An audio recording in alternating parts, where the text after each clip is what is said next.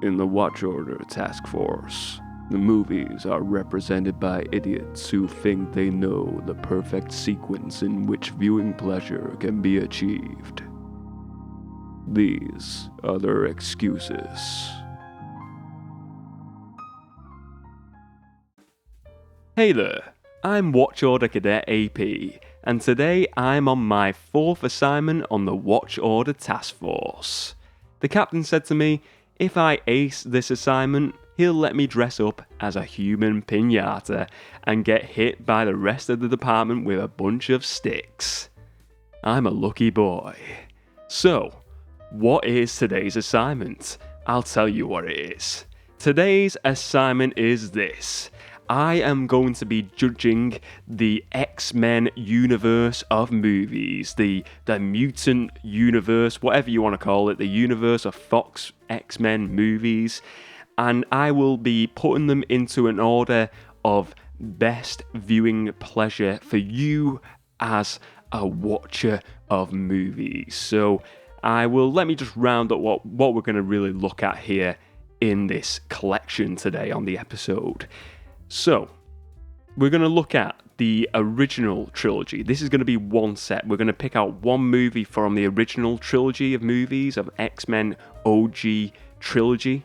I'm also going to be looking at the prequel movies, which included 4 movies. So I'm going to be looking at those 4 as well, but picking out one, the best of the bunch there. Then I'm going to go into the Wolverine. I mean, these are all the choices. The next is the Wolverine trilogy of movies. Same again, I'm going to pick one of those as the sort of like the best one of the bunch there. And the 4th collection will be the Deadpool movies, which includes 2 movies so far. Just a quick one as well, there will be one omission from this episode, and that will be the New Mutants movie. Why is this not included in this episode, in this selection? I'll be honest with you, I've never watched the movie. I know it was the last official Fox X-Men movie, but to me, it's not tied to anything that from everyone I've spoken to about it, it's not tied to any of the other movies. It's a horror movie. I'm not really into horror movies, and I'm kind of put off by this movie by the amount of reshoots it had and the amount of delays it had. It just doesn't give me any hope in watching this movie. It just doesn't look like anything that would be interesting to me as a viewer. So I decided, even without watching that movie, let's just kick it out of this episode and not include it. Sure, that is a bit hasty, but I don't care. This is the way it goes in the Watch Order Task Force. Sometimes you just got to take a gamble. You've got to take a risk to get the right assignment into the captain. And I'm sure the captain will be proud of me by the fact that I've kicked out the New Mutants from this episode before the episode has even really got into the meat and potatoes. So anyway, that'll be it. I'm going to give you my the best viewing pleasure. As I said, it'll be the first choice, the second choice, the third, and the 4th choice. The first being the best the best experience of the mutant genre, the X-Men genre of movies. So let's get on with it. So let's start off with my first choice in this assignment. And my first choice of these X-Men movies goes to the prequel 4 movies. I don't know, would you call it a quadrilogy, I think? I think that's the official term, what you would call it, a quadrilogy. It's 4 movies. I think that's right anyway. And, this quadrilogy included X-Men First Class, which was released in 2011, Days of Future Past 2014, X-Men Apocalypse in 2016, and Dark Phoenix in 2019. I'm going to pick the best of the bunch for me personally, and that is First Class. I think it is just a superb movie. I mean, I'll be honest with you, it was between Days of Future Past and First Class. I think them two are definitely the strongest in them 4 movies. But First Class, I choose it mainly because it really introduces us. I mean, first of all, it was a big recast. We got all these characters from the original trilogy being recast in younger versions. So we get like James McAvoy as Professor X and Michael Fassbender as Magneto. We get like Jennifer Lawrence and joining the cast as well. So we're getting all this new iteration of the X-Men characters, and I didn't know what to expect. I was intrigued and seeing the trailers, and I was really excited. And I watched this movie, and it was just so good to watch. I can't remember.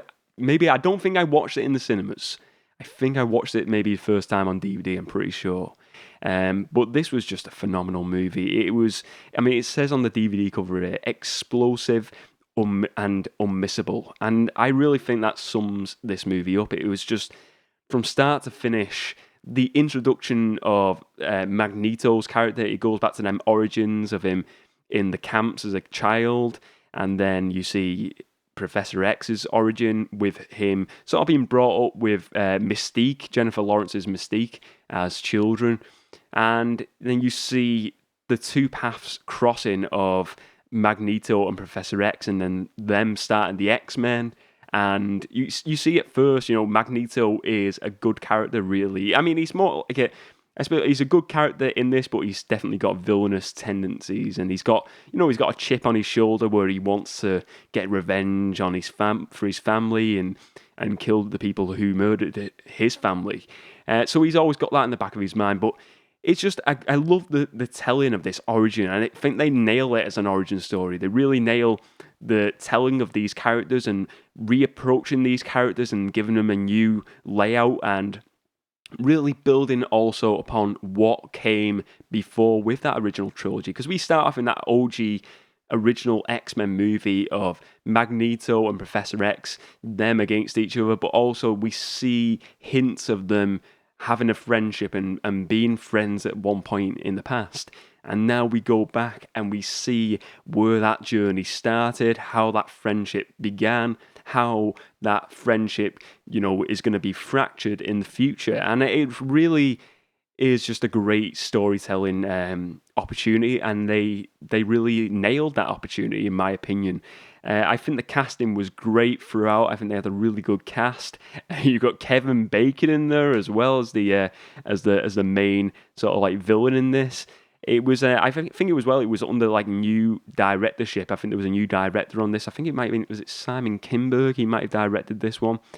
I think it was Simon Kinberg. Let me just have a look on. I'm scrambling here. Oh, hang on. No, I am incorrect. It is Matthew Vaughn. I think he's the guy who does them new spy movies, them Kingsman movies.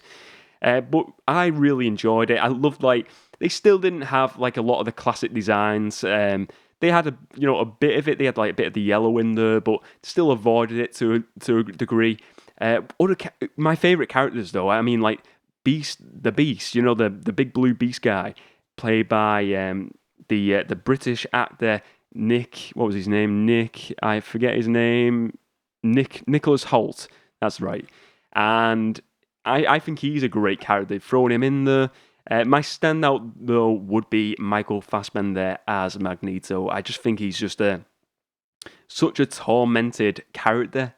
You see him, like I said, you see his childhood of in them camps as a kid, and then he's going up and he's trying to kill all the Nazis that like the German soldiers who killed his parents, and then you see him he wants to just get revenge upon the world, and you just see the anger in his eyes. And I always thought Sir Ian McKellen was superb in that role of Magneto, and I still to this day I think he is a great actor and performer in that role. But I think Fassbender, it was hard shoes to fill. Him and Professor X, both hard shoes to fill, but he absolutely nailed it.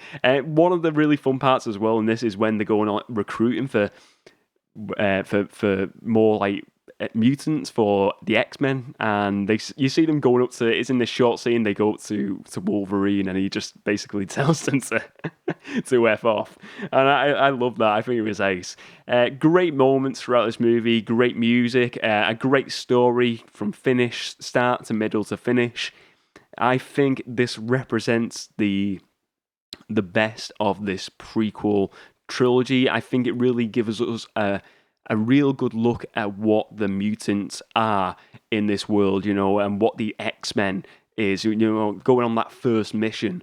It really, for me, it's got that classic X-Men feel. I've seen bits of the original 90s TV show. I never really got into it fully as a kid, but I've seen bits over the years.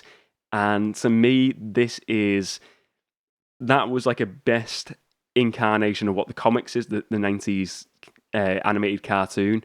And this movie is, to me, the best like live action incarnation of what mutants are and what the X-Men is. And for me, I mean, this watch order for best viewing pleasure is obviously about the X-Men and also the world of mutants. But for me, First Class just nails it on every front, and for me, it is the best first choice in this watch order. So now we go to my second choice in this watch order today, and my second choice in this watch order goes to the Wolverine trilogy of movies, and this includes the X-Men Origins Wolverine movie released in 2009, the Wolverine released in 2013, and Logan released in 2017.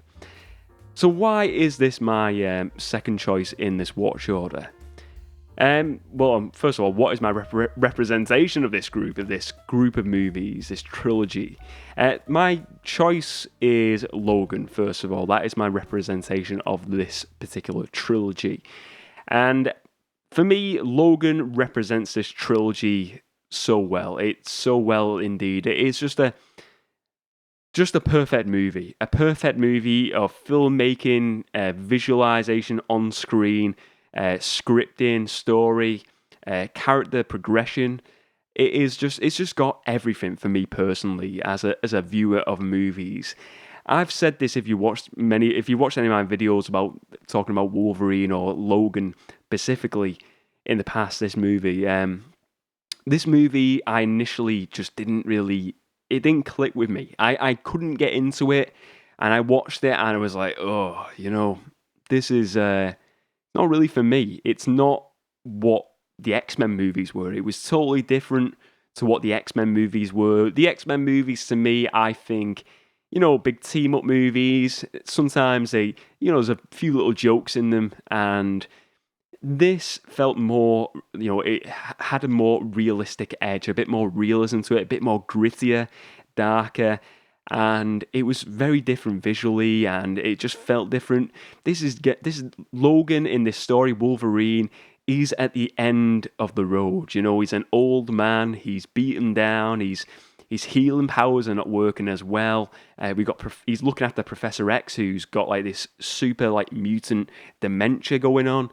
And it's really a sad story in a way when you're looking at it, but it's like his final last hurrah, his last road, his last journey on this X-Men story for Hugh Jackman. And Hugh Jackman is just superb in the role. I think he nails the role. He's absolutely fantastic. I've enjoyed him in all the X-Men movies, but I think particularly in the Wolverine movie and Logan, he really shines as the solo spotlight is on him. But it's just a really, we're seeing this story of him. Like I said, it is very much his last hurrah. We do see in the end, spoiler warning. I'm not going to give you a spoiler warning. You've seen it. If you've not seen it, watch it. He does die in this movie at the end. We see, he's got like a daughter in this who's like a clone of him. And it's nice to see, he becomes sort of like that father figure to her throughout this story as well. But yeah, I just didn't click with it first of all. And this is like a common thing for me where second viewing, I really adore a movie and get a different viewing experience. And I watched it the second time round, Logan, and I got a totally different viewing experience. It is for me, just a phenomenal piece of filmmaking. I look at it like on par with A Dark Knight. It really is that level of storytelling and filmmaking.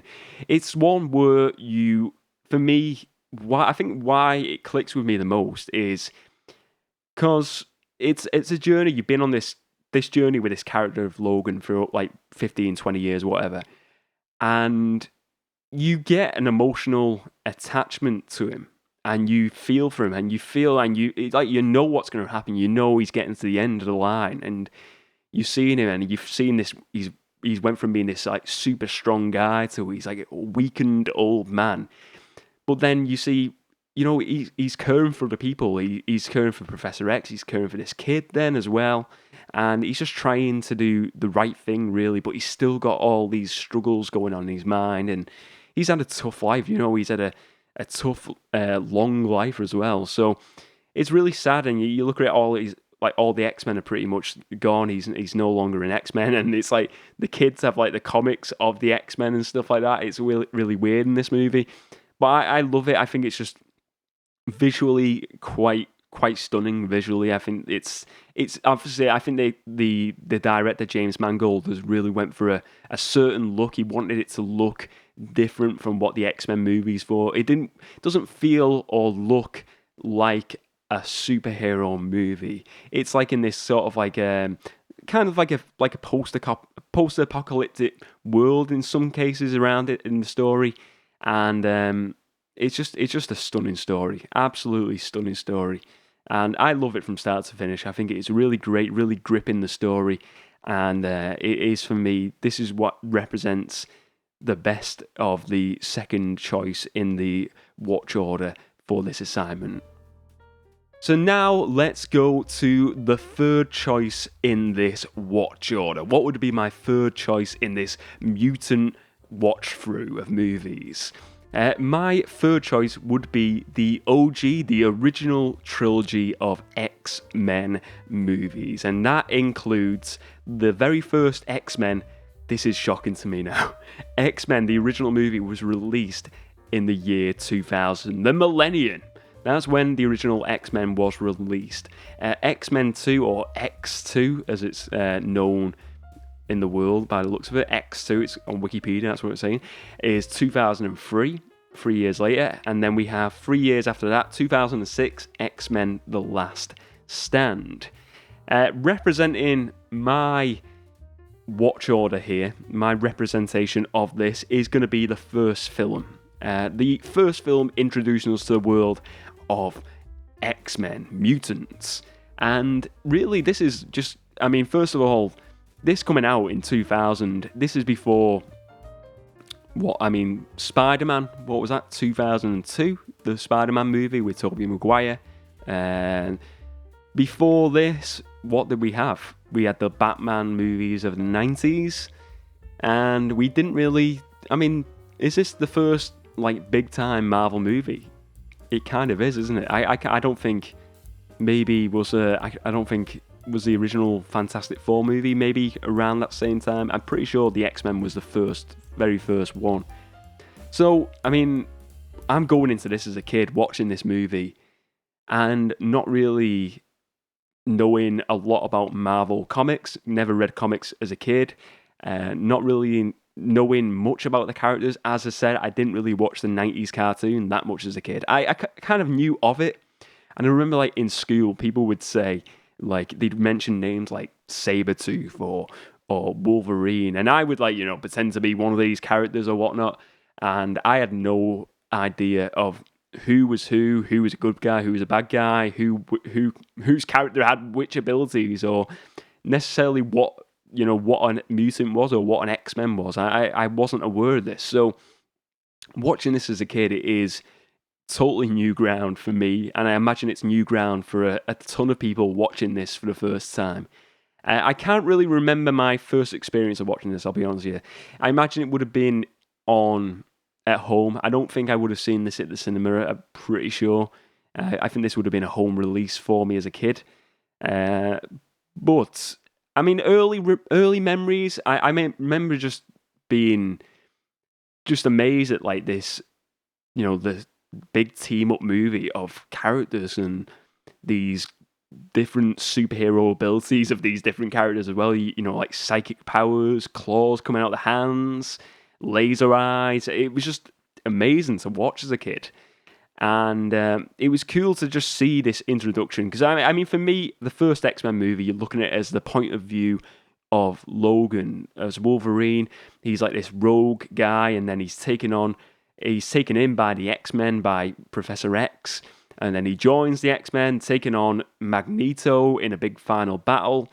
And that's the story of the first movie. It's a simple story, but it's a really enjoyable story. It's got a lot of cool, high-scoring action scene moments throughout. I think it's got a good cast. I think it's a really good cast. I mean, Patrick Stewart, you've got Sir Ian McKellen, Hugh Jackman starting his journey as Wolverine in this movie. A really cool cast. I mean, there's tons more actors included in this cast who are all super significant to the plot and to the story. I really like it, and I think it is another. I don't think any of these in this watch order today are bad. I will get to some crimes against movies and the case file later on in the episode, but any of this first, second, third, and fourth choice, I don't think any of them are bad, and I don't feel like. I mean, we've done maybe other episodes of the Watch Order Task Force or other assignments. I mean, that's what I mean. The captain's going to get on me if I say episode rather than assignment. When I've done other assignments, sometimes, for instance, like the Middle Earth ones, I'd be watching like that, the animated ones, and they were awful. They were absolutely awful. And even like the Hobbit movies, I mean, the first Hobbit movie was okay, but looking at these movies, there's some definitely some dark times in the X-Men universe, but overall, I think the mutant universe, the X-Men timeline of movies we're looking at here, had a pretty good run. It really did have a pretty good run. There was definitely dips in between, and little points there was dips, and we will get into that. But overall, I really enjoyed it, and I had a great time watching this. And this was a great introduction to these characters. I would have liked to. I don't know what else you could want from this first step into the X-Men universe, into this mutant universe. It really gives us what the X-Men is. You know, a big team up of good guys versus a team up of bad guys. Magneto versus Professor X. That is the battle going on. And then we've got this Wolverine character in between all this who's going rogue. You don't know where he's going, what side he's really on, and what's he going to do with his life. And you see, you know, him coming introduced to Professor X and seeing that he's running a school for mutants. Also on the side, he's running secret missions as the X-Men. It's really cool to watch. And yeah, like I said, I don't dislike any of these in this watch order. I think, like I said, there's dips in it, but for me, it's a worthy third choice, and it should be proud to have third choice in this bunch of movies. So now we go to my final choice in this watch order and this assignment today. And my final choice goes to the Deadpool movies. The first Deadpool was released in 2016, and the second one was released in 2018. My final and least, watchable choice, but as I said, these are all worthy movies, and I gotta say, I have a lot of fun watching the Deadpool movies. I'm going to choose the first one to represent the crew of two movies in this one. But let me just say, I kind of chose this one last, and my reason being why I chose the Deadpool movies as my last choice in the watch order of mutant movies is because even though it's a great movie, the first movie and the second one, and it's got so much comedy, it feels to me kind of like a parody at times, and it's breaking the third wall a lot of the time where he's talking to the camera, he's making fun of the actual X-Men movies a lot.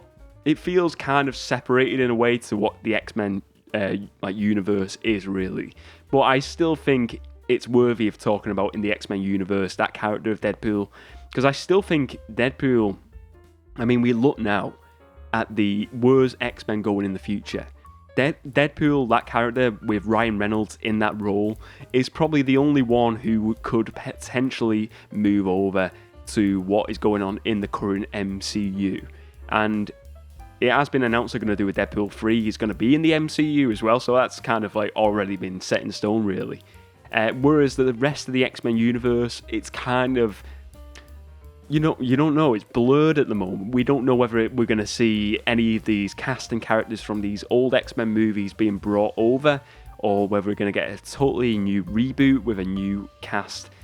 So Deadpool is still very significant, but I also felt when we're looking at X-Men movies and mutant movies, and I think of that being big sort of team-ups for me personally, and that's what really represents what an X-Men movie really is.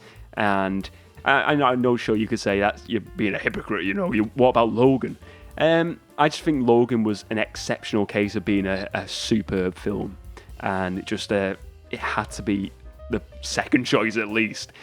But yeah, I want to really start that and start the choice off with that to say I really like the Deadpool movies. I just choose it as my fourth choice for being, I think it just doesn't represent what an X-Men movie is the best, as good as the other ones do.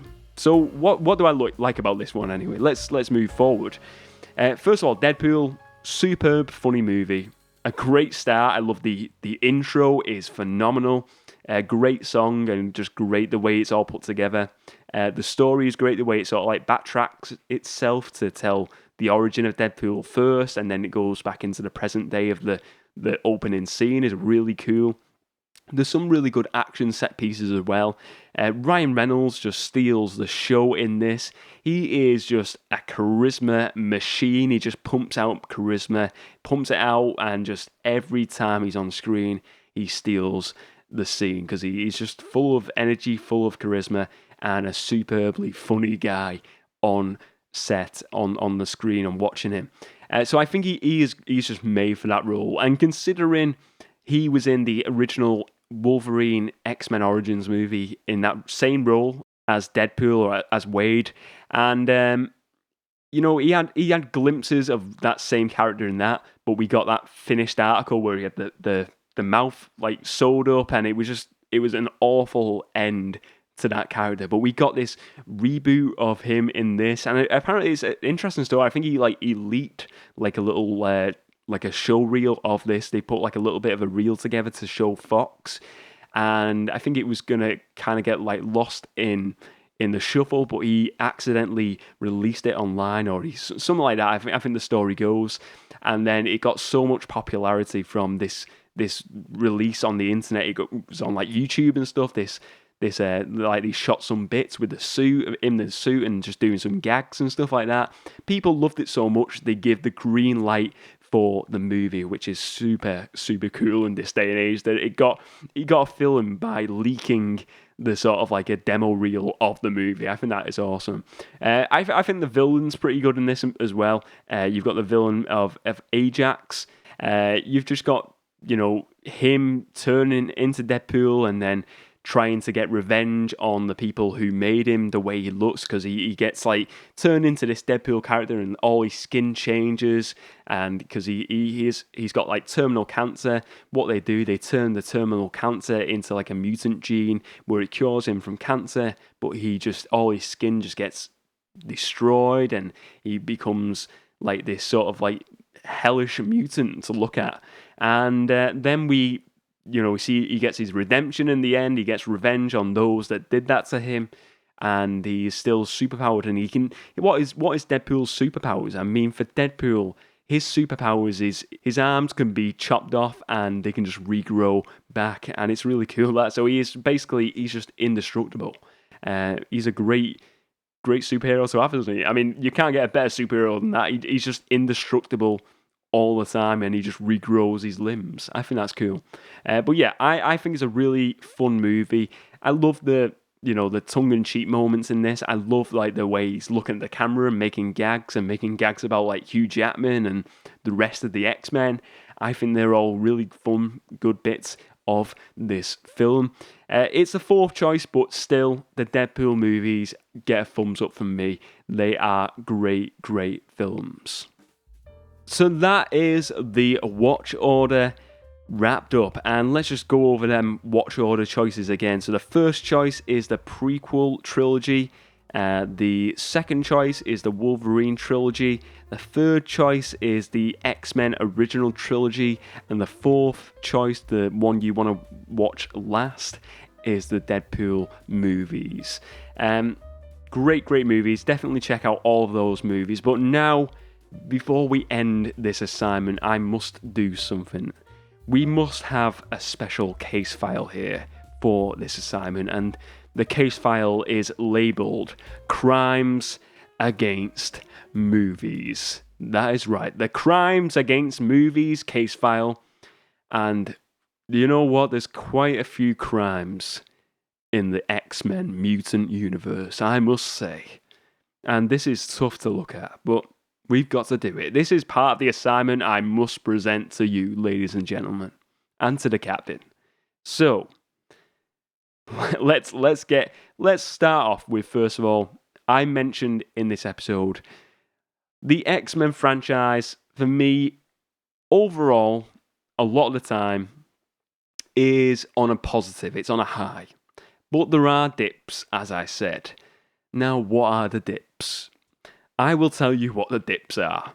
First of all, in the OG original trilogy of X-Men movies, X-Men The Last Stand, that is a bad movie. It's a bad movie. I tend to only watch X-Men and X-Men 2 out of that trilogy. I just can't get into that third movie. I just think it didn't have it. It was a story, just wasn't there. It was a really flawed movie. Then I go to the prequel quadrilogy of movies, where we have Dark Phoenix, the last X-Men movie of that sort of set of movies, and Dark Phoenix had all the same problems as The Last Stand. A very similar story, telling that Dark Phoenix story, and it was just such a bland movie. I watched Dark Phoenix in the cinema, and it was such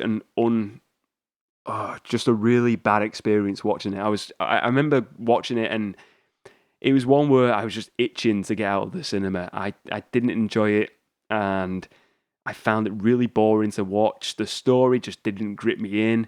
There was nothing to feel for the characters. This story of the Dark Phoenix storyline I couldn't get into. Even like the death of certain characters in this movie just didn't make me feel emotional about the characters. And it was meant to do so, but it just didn't happen for me. The action set pieces were boring. I thought they were really boring. I don't think it offered anything new or fresh. It was just a really bland take again on this X-Men story. Unlike some of the other takes. Some of the other takes were great on the X-Men story and the X-Men team. But this one as an ending, and they must have knew this was going to be the ending, surely, at least of this quadrilogy of movies. It was just poor. It was really poor and a really big letdown for me as an X-Men fan. I think Apocalypse, I know a lot of people don't like Apocalypse, but for me, it had certain good things, certain good moments. I didn't really dislike Apocalypse as much as some people do, some other people. But Dark Phoenix, I thought was awful. It was an absolute train wreck of a movie. So they were the two dips, what I wanted to discuss at the end of this episode. They're on the Crimes Against Movies case file. But there are other things on the Crimes Against Movies case file for this episode. What are they? Well, first of all, what I think is a really missed opportunity is, as I said, I never watched the 90s animated show, but I'm fully aware of, the tune, the theme song for that show. And I'm going to do it briefly. It's you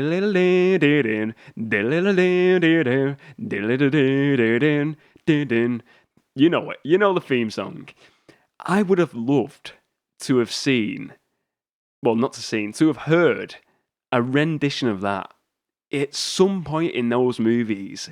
I think it would have worked better in the prequel, because it's like going back to what the X-Men is, and it would have been cool, nice little callback. It's kind of the way you watch like the Power Rangers, the most recent Power Rangers reboot.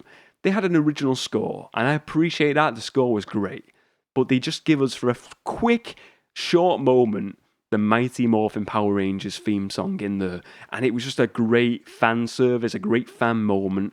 And even if they just thrown that in there for one moment, for one scene, a little short piece of music in like an orchestral or like a synthesized version, however they want to do it, it doesn't really matter. If they threw that in there, fans would have been going crazy. They would have been going wild. They would have loved it in the cinema. I would have, even though I've not been a watcher of the 90s show, I know of it. I know that music. I would have been like, whoa, that is cool. I like that. That's a nice little, a nice positive fan service moment. So for me, that is another crime against movies. The fact that they didn't throw that in to any of these X-Men movies over 20 years. It's appalling. It's absolutely appalling. But there is one more item to go on the crimes against movies case file. And this goes now to the Wolverine trilogy, to the second movie in the Wolverine trilogy of movies. The Wolverine, that's what it's called. It's called The Wolverine. Great movie. I love The Wolverine. I think it's a superb solo movie. Really, I think it's that Wolverine and Logan are exceptional movies. But what did they do? Right, there's a deleted scene in this movie, and you can watch it on the DVD. I'm sure you can catch it on YouTube now. The deleted scene, it's Wolverine on a plane at the end of the movie. I think this was intended for like a post-credit scene or an end movie moment scene. And he opens this briefcase that's given to him, and it's got the original suit, the original comic book accurate suit, the yellow suit with the helmet, and you see he opens this briefcase and it shows this suit. And this is in the deleted scene, and it looks so cool to look at. It looks magnificent. It looks, the way you'd want to see it in a movie. And they tease it like that in a post-credit deleted scene. They never put it in the real movie. It's a deleted scene. I think a lot of people are aware of this scene now, and I'm pretty sure I've read an interview, it might have been from the director, James Mangold, or one of the filmmakers, the producers or whatnot, and they said they didn't put it in, and I'm paraphrasing here, but they didn't put it in or featuring it in any future movies because it wasn't the right look for that character on screen. And look, I can kind of understand that. I can understand why at this point they didn't do it. And considering the story that is told in Logan, it definitely wouldn't have worked. Maybe in a flashback, that would be the only way it would work. But to tease it, and to even just show it in a deleted scene is a crime against movies. That should have been, first of all, in the film. And what I would have loved to have seen is Wolverine return in another X-Men movie set before the time of Logan. Him in that full suit, in that X-Men suit. The crime is here, really. The real crime is the fact that we never got to see Hugh Jackman in that comic accurate suit from the comics in any of the X-Men movies. That is an absolute shame that we didn't get some version of that suit.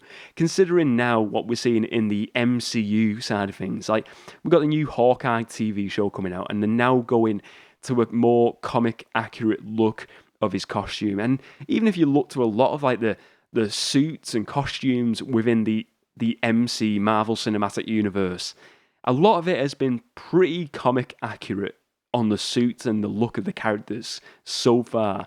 So the fact that they've never done that in the X-Men Fox movies is an absolute shame.